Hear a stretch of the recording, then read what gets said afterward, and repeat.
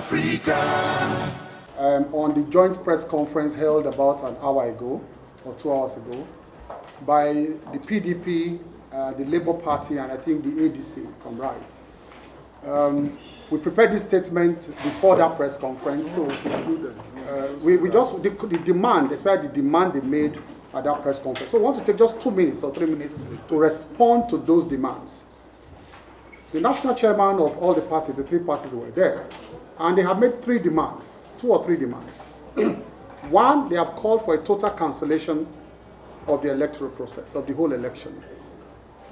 2, they have called for Mahmoud, the chairman of INEC, to step aside and that they have no faith in him again to conduct any election, and any other person within the commission should take over. And they called for an intervention of President Muhammadu Buhari in the process. They're actually calling for the president to intervene, to interfere with the process, and do their bidding. So just quickly, because of time, we want to respond to those demands.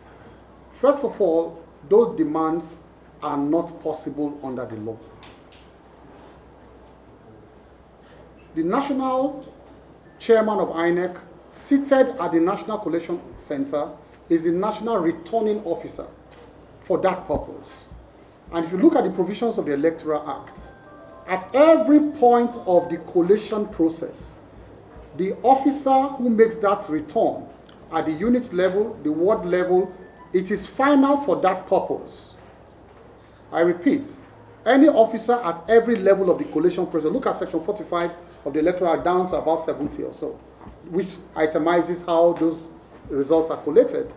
So once a unit officer makes a return, for instance, under the old Electoral Act, when there is a complaint at a unit level, the unit officer can take all his complaint to the ward level and then make his complaint, and then at a higher level, they will review what has happened and make a decision at the higher level, at the ward level or the local government level. But under the new Electoral Act, and I think my elder brother at the bar, Chief Olanikbeku, who made that point 1 month before the election, that it is a dangerous provision of the law, that now the returning officer is final for that purpose.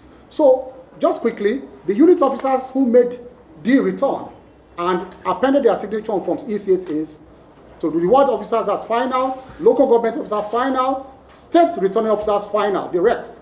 And then when it comes to the National Collation Center, the national chairman has national returning officer, which national chairman, has no powers under the law to review what all those returning officers have done. All your complaints should have been resolved at that level. If the national chairman at the National Collation Center now attempts to say, now I want to review what happened in this ward or local government, he's constituting himself into a tribunal.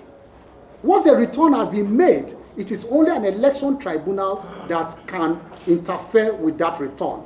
And lastly, for the second one, is that the process, as it is now, must be completed in law before you can even look at any complaints. You cannot complain about a process, about election results that have not been released, have not been announced.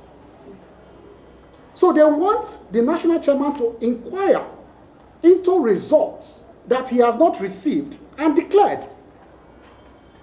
And that is not the provisions, that is completely at variance with the Electoral Act. So it's just to tell Nigerians, because of time, we are live on air, to tell Nigerians that these requests are not possible under the law. In fact, they are asking for illegal requests for their own purpose. And they are going to continue to search for an INEC chairman until they see one who can return them as president of Nigeria. That is what they are asking for, really.